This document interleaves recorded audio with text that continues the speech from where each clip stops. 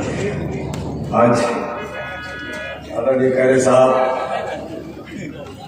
आदरणीय माजी मंत्री जयदत्त अन्न क्षीरसागर साहब, बल्दिया के सदर बल्दिया डॉक्टर भारत भूषण क्षीरसागर साहब, इस जिले के शिवसेना प्रमुख, मेरे बहुत पुराने दोस्त आदरणीय अनिल जगताप साहब, संपर्क प्रमुख आनंदी जाधव साहब, आज मेरे साथ जो लोग प्रवेश कर रहे हैं, हमारा नाम नायकवाड़े गंगाधर घुमरे, नितिन सिडलोड़ा, बाबू सिडलोड़ा, और इस शहर की युवा क़यादत, हमारे नौजवान भतीजे डॉक्टर योगेश क्षीरसागर साहब,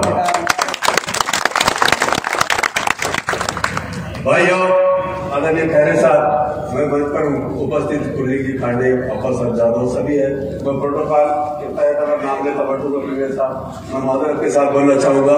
उपस्थित मंच, मुअज़्ज़िज़ हाज़रीन, पत्रकार बंधुओं, आदरणीय खैरे साहब, यूं तो मेरी सियासत की शुरुआत आदरणीय अन्ना की क़यादत में हुई और मेरा सियासी जन्म राष्ट्रवादी कांग्रेस पार्टी में हुआ। 2001 में मैंने पहली निवडणूक लड़ी।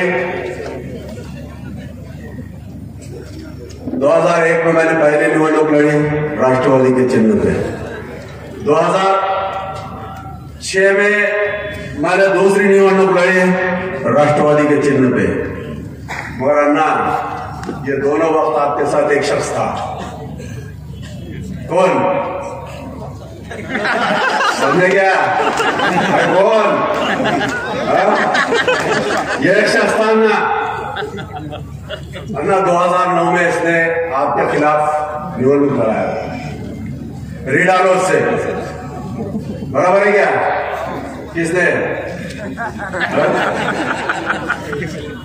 2009 में आपने आपके खिलाफ रीडालोस से निवडणूक लड़ाया। अन्ना उस वक्त में उपनगराध्यक्ष था। अन्ना मेरी फिर से दोबारा उपनगराध्यक्ष के लिए बिनवरत निवड हुई आपके क़यादत में। लेकिन अन्ना, जब वक्त 2011 की निवडणूक का आया, नगर पालिका का, यह शख्स वहां फिर आया। कौन? ये वहां फिर आया और वहां आके फिर अतिक्रमण किसकी जगह पे करा? अध्यक्ष साहब, किसकी जगह पे करा? फर्क नहीं पड़ता, अल्लाह जो भी करता बेहतरी के लिए करता, बराबर है क्या? देव जय करते हैं ते भल्यासाठीच करतोय, बराबर? आठवत का? तो इस तरह 2011 की निवडणूक में हमने निवडणूक लड़े, लेकिन फिर एक मरतबा 2014 में हमारे प्रधान डॉक्टर भारत भूषण क्षीरसागर जी के साथ विकास के मुद्दों पे हुआ। बराबर का मजीद भाई है क्या? 2014 में अध्यक्ष साहब 10 लोगों के मौजूदगी में आपके साथ कुछ विकास के सामाजिक इश्यूज पे हमारा आपका तजाद हुआ और 2016 आपने जो तो उसको दुरुस्ती करेंगे बोले, आपसे थोड़ा लेट हो गया। हमने 2016 की शुरुआत में एक आहद कर लिया कि हमें यह निवडणूक सिर्फ डॉक्टर भारत भूषण क्षीरसागर साहब के खिलाफ लड़ाएंगे। हम 10 लोग थे उसमें, बराबर है माता साहब? हम 10 लोग थे उसमें। ये निवडणूक डॉक्टर भारत भूषण क्षीरसागर साहब के खिलाफ ये नगर पालिका निवडणूक लड़ाएंगे। हमने अन्ना के खिलाफ निवडणूक लड़ाएंगे नहीं कहा था दादा। ये कह के हमने जो है तो आज़म किया, हद किया। वजीद भाई, लोग बोल रहे खसम, किस दिन तक की खसम थी? तुम भी एक हो 10 में से। खाली उतनी नगर पालिका निवडणूक तक, उस दिन की पोलिंग तक, उसके बाद नहीं। दूसरे दिन हम 5 लोग 6 लोग अन्ना के साथी थे, हम जहां के वहां जाने वाले थे और अन्ना से संपर्क करने में चुका। अब हमने आघाड़ी बनाए, निवडणूक लड़े, वहां भी अन्ना के पास के टिकट बांटने वाला कौन? कौन? वही टिकट बांटा। यहाँ पे 2-4 उम्मीदवार आए, घर से बुला के टिकट दिए। कौन मास्टर साहब टिकट दिए बुला के फयाज कुरैशी का है, उसको घर से बुला के टिकट दिए है क्या? मसूद खान तुम भी उधर खड़े हुए मालूम है, कल तुम भी आने वाले इधर तो ये टिकट बुला के दिए। अचानक गायब हुआ, हमने गाड़ी बनाया, ये गाड़ी हमने खुद बनाई, गाड़ी हमने खुद बनाए, इसकी ड्राइविंग टेस्ट ड्राइव हमने दिए। हम ये गाड़ी को जो था मंजिल पे लेके निकले, अचानक गाड़ी के नीचे आया और जैसे ही गाड़ी मंजिल पे पहुंची कि आमदारगी के इसके नीचे चलने वाला कौन? अचानक उधर से इधर आके ये गाड़ी के नीचे चला और गाड़ी मंदिर पे ले जाने वाला कौन? ये अरे क्या है? अब मगर अंदर से कमिटमेंट लिए हुए है, अन्ना आपसे कमिटमेंट लिए हुए। अब यहाँ से आगे अब हम आपके पास आए अन्ना, आज हम शिवसेना में प्रवेश करने की वजह भी हमने आपको जो तो हमने वाकई आपका नुकसान किया, ये एहसास हमको है और ये जनता को भी है, लेकिन जनता ने हमारे प्रेम में, हमारी मोहब्बत में, हमारे कामों को देखकर आपको जो है तो हमारी तारीफ में वोट किया और किसी और को फायदा पहुंचा। लेकिन अन्ना आज हम शिवसेना में प्रवेश कर रहे हैं, आपकी क़यादत अनिल दादा जैसे जिला प्रमुख यहाँ है, तब तक जो भारत भूषण सिरसागर साहब जो 14 में जो मामला आपके साथ रखे थे, वो आपने 16 की बात किया, गाड़ी में सब करे। खानखा दिए गए, खानखा को जगह बराबर है, उसमें अड़खड़े लाया कौन? ये अरुण ने। डिस्क्वालिफिकेशन हो रहा किसका? फारूक पटेल का। काय के वास्ते वहां मस्जिद बन रही, खानखा बन रही और डिस्क्वालिफाई कर रहे किसको? फारूक पटेल को। जगह दे रहे डॉक्टर भारत भूषण सिरसागर, मंगरा में दे रहे ही लोग, वह विकास कर रहा मुस्लिम समाज, अपात्र कर रहे किसको? फारूक पटेल। ये आमदार और उसके अलावा ये आमदार साहब अभी हमने कब्रिस्तान के लिए 2 एकड़ जगह ली, जिनको हमने आमदार बनाया उनके उपकार गिनाने की वक्त आ गया। ये हमने कब्रिस्तान की जगह ली है 2 एकड़, उसमें कार्य करने का काम 3 गज, उसमें दूसरे समाज को जुटते जो भुचकाने का काम हुआ कि नहीं, मगर खैर उन्होंने भी समझदारी से काम किया। मैं बोलने के लिए बहुत कुछ है। उसी तरह 14 घरों का पुनर्वासन का निर्णय हमने लिया, महाराष्ट्र के जो माइनर मॉडिफिकेशन किया, वो 14 घरों का क्रेडिट लेने के वास्ते तलमल कर रहे, वो से डीपी रोड तक वो पुनर्वासन करने का निर्णय हमने लिए। आरक्षित जगह का माइनर मॉडिफिकेशन करा के लिए अब वहां पे हमने जगह साफ करके वो पुनर्वासन करने का आके जाए तो हलवाई की दुकान पे फात्या कौन दे रहे? ये अरे कैसे जमीन कर रहे हैं, कुछ तो भी करो रे, फोकट का क्रेडिट कब तक चलेगा? मगर यह आमदार साहब को मुखालिफत करने की और वजह क्या है? हमने इतनी मेहनत, इतनी कुर्बानियों के बाद इस आमदार को जो तो चुन के लाने का काम किया, आप सब गवाह है। 2019 की ईद, 2019 का रमजान मेरा जेल में हुआ, ईद रमजान की मैंने जेल में गुजारी, किसकी खातिर? मैं चाहता उस वक्त एडजस्टमेंट करता, अंदर से गुजारिश करता तो शायद जेल में नहीं होती, घर में ईद होती।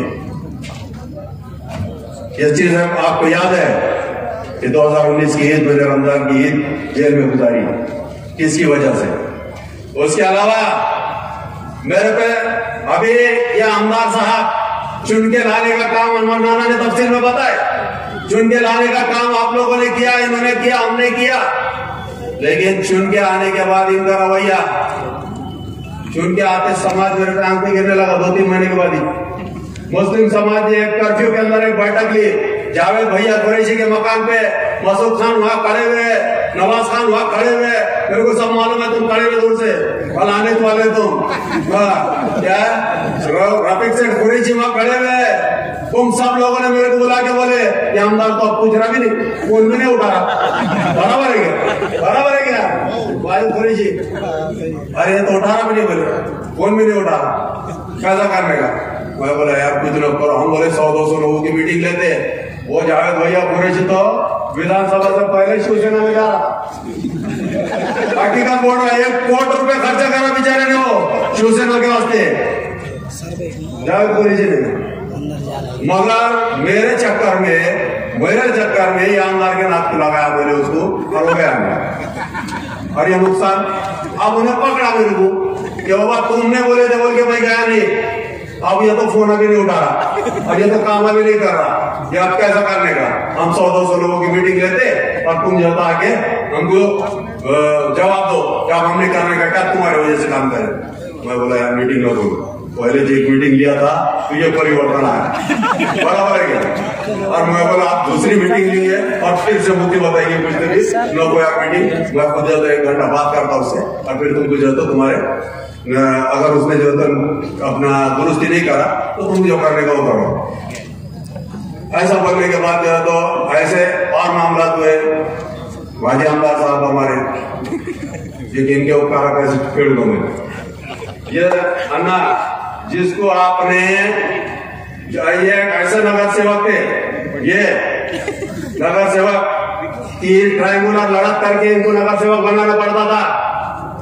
अन्ना बराबर है क्या आपने? ये कभी किसी पार्टी के सिंबल पे नगर सेवक नहीं बने, इनको अपक्ष लाना पड़ता था, ये दलिता बिठाते थे और 2 बार नगर सेवक बने। और इनका हद कार्य क्षेत्र इनका बुंदलपुरा वाले ब्रिगेड बट्टी और वहां से जो है तो नामदार बनाने का काम जिन्होंने करे उनको बोले कौन वो बराबर है। अरे इन्होंने इतना नहीं, जिनको जिस शख्स ने पूरे 30 साल ये शख्स को एक मोटरसाइकिल पे लेके फिरा, किसने? बाबा कमरुद्दीन ने लेके फिरा क्या? अरे उसकी जो है तो कोविड में तुमने उपचार करने बहुत पैसे वाले हैं तुम, मेरे पास बहुत पैसे क्या नाना, मेरे पास बहुत पैसे पटेल को पैसे की जरूरत ही ना क्या, उसका दिन करते एक्सीडेंट गिरी, मेरे पास बहुत पैसे, मेरे को 75,000 रुपए पेंशन है। अरे 1400 रुपए के वास्ते तुम्हारा बेटा एक हाजी आदमी की वाट लगा रहा पूरे शहर में क्लिप चढ़ने के नहीं, सुनो इससे बहुत पैसे वाले हैं। और बाबा कमरुद्दीन जिनसे सारी जिंदगी तुमको लेके घुमा, उसके जो तो तुमने उसका इलाज करना तो दूर, उसकी मैयत की नमाज जनाजा को भी शरीक नहीं रहे साहब। तुमने आमदार, तुम्हारा भतीजा आमदार हमने बनाया, हमारी गलती हुई। ये मरूम खदीर भाई मेरे दोस्त, मरूम खदीर भाई है क्या सदामिया, खदीर भाई के साथ क्या मामला हुआ? 10 दिन तक खदीर भाई ने वहां मुकाम किया मुंबई में, 10 दिन तक खदीर भाई मारे। 10 दिन में 10 मिनट खदीर भाई को नहीं दिया, पात्र हुए थे खदीर भाई, डिस्क्वालीफाई हुए थे। मौत से पहले उनको क्वालिफाई भी करके ला नहीं सके, उनको स्टेट भी नहीं दिला सके। ये जो था क्या आमदार, अरे मेरे पास तो बोलने को बहुत पसारा है मगर अब क्या करूं, नहीं नाना कभी नहीं, फिर और स्टेज लगेंगे और इंशाल्लाह बोलेंगे प्यारे साहब फिर से आएंगे, फिर से और जो अपने अपने क्या अन्ना की क़यादत में शिवसेना में क्यों आए ये बोलने का, ये मेरा अहमियत का मुद्दा मेरा वहां तक आने का रह गया। भाई शिवसेना में मैंने अन्ना मुझे कह रहे थे, अध्यक्ष साहब कह रहे थे कि तुमको प्रवेश कैसा करने का है, क्या करने का, ऊपर करने का, नीचे करने का है। मैं बोला नहीं, मुझे शिवसेना में प्रवेश करने का ना, तुम्हारे नेतृत्व में शिवसेना में डायरेक्ट धनुष्यबाण में प्रवेश कर देगा। उसकी वजह क्या है, क्या है वजह? आज इस फिरका परस्ती को अगर दबाना है, या भाजपा जैसी ताकत को अगर दबाना है, तो उसके लिए मेरे सामने एक में उपाय है, एक में पर्याय है, और वो शिवसेना पार्टी। इस वजह से उनको दबाने की ताकत कलीन में है। क्या ये पोलराइजेशन, आज देखिए 80-20 का कैलकुलेशन, ये पोलराइजेशन करने का सिस्टम जो है भाजपा का, अभी देखिए हमने 5 राज्यों में निवडणूक कैसे हुई। अगर इसको ब्रेक अगर लगाने का है तो हमको शिवसेना के पीछे पूरी ताकत के साथ खड़े रहना पड़ेगा। खड़े रहेंगे कि नहीं? बोलो एक साथ जय महाराष्ट्र। जय महाराष्ट्र। मैं ज्यादा तफसील में नहीं जाता और बहुत बोलने का बहुत बोलूंगा ज्यादा साल, मगर चलो आइंदा इंशाल्लाह आइंदा फिर से मुलाकात होगी और कई कार्यक्रम होंगे। मैंने शिवसेना में प्रवेश करने का कारण सिर्फ यह है, अन्ना की क़यादत है आदरणीय उद्धव ठाकरे साहब के जो है तो आइडियोलॉजी आपने देखो, आपका माजी बहुत खराब था साहब। हम शिवसेना से बहुत ज्यादा एलर्जी, पहले हम बहुत ज्यादा एलर्जी थे, लेकिन ये महाविकास आघाड़ी में आदरणीय उद्धव साहब जब मुख्यमंत्री बने, साहब हिंदुस्तान का पहला मुख्यमंत्री हुए उद्धव साहब। उद्धव साहब हिंदुस्तान के पहले मुख्यमंत्री हुए जिसने मुसलमानों के आभार कोविड में जो तो भूलना नहीं चाहिए कहने वाले। ये बात बोलेंगे कि नहीं तुम? उद्धव साहब ने ये कहा, संजय राउत साहब ने ये कहा कि मुसलमानों को नजरअंदाज कैसे कर सकते हैं कि उन्होंने कोविड जैसे मौसम में मस्जिद अपनी मदद से कोविड सेंटर के लिए दिए। जब बांद्रा की मस्जिद को बदनाम किया गया रेलवे उत्तर भारत जाने के लिए रेलवे स्टेशन पे आए, तो उस वक्त बांद्रा की मस्जिद मीडिया कहने लगा, ये मीडिया वाले बैठे गए बराबर है बांद्रा की मस्जिद, बहुत रश हजारों लोग जमा हुए। ये जो है तो उस वक्त कौन बोला, बांद्रा की मस्जिद मत बोलो, रेलवे स्टेशन बाजू में है और वहां जाने के लिए उत्तर भारत आए। तबलीग जमात को जब टारगेट किया गया, कोविड फैला रहे, उस वक्त तो सबसे पहले डिफेंस में आने वाले उद्धव साहब, संजय राउत साहब, ये लोग डिफेंस में आए। पालघर का इशू हुआ, 2 साधुओं को मारा गया, मीडिया ने लाकर मुसलमानों पर टिका। अगर ये मुसलमानों पर रहता तो क्या होता? महाराष्ट्र में दंगा हो जाता, देश में दंगा हो जाता। लेकिन ये दूध का दूध पानी कराने का काम आदरणीय मुख्यमंत्री उद्धव ठाकरे ने किया। इस वजह से मैं शिवसेना में दाखिल हुआ और इंशाअल्लाह अल्लाह की तरफ से उम्मीद रखता हूं कि आप तमाम लोग, बीर शहर के तमाम लोग जिन्होंने इस आमदार को चुन के दिया, उसको जो है तो किसी भी पार्टी का उम्मीदवार बनने के काबिल नहीं रखेंगे। ऐसी अल्लाह की जात से आप तमाम से उम्मीदें करते हुए रुखसत देता हूं। खुदा हाफिज, जय हिंद, जय भारत।